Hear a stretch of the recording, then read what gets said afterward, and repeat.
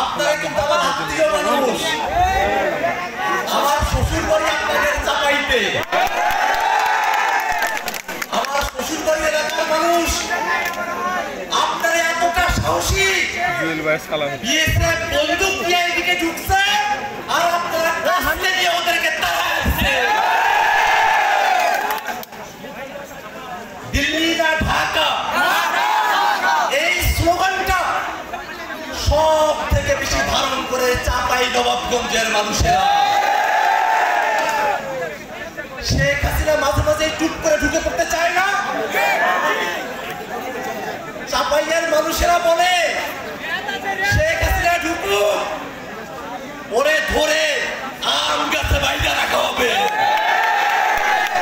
গণহত্যার বিচার করা হবে। বাংলাদেশের মানুষের উপরে দীর্ঘ সময় ধরে এই আওয়ামী লীগ, এই ফ্যাসিবাদী, এই স্বৈরাচারীরা যে নির্মম নির্যাতন করেছে, সেই নির্যাতনকে সায় দিয়ে দিল্লির সরকার বাংলাদেশের সীমান্তবর্তী এলাকাগুলোতে, এই চাপাইতেও মাঝে মাঝে তারা চাপাইয়ের মানুষদেরকে সীমান্তে এসে গুলি করে হত্যা করেছে। বাংলাদেশের মানুষের লড়াই, মানবিক মর্যাদা প্রতিষ্ঠার লড়াই।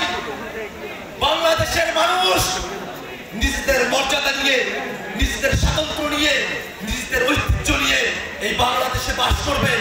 বাংলাদেশের দিকে ওই ভারত, ওই আমেরিকা, ওই চীন আঙ্গুল উঁচিয়ে কথা বলার সাহস করবে না।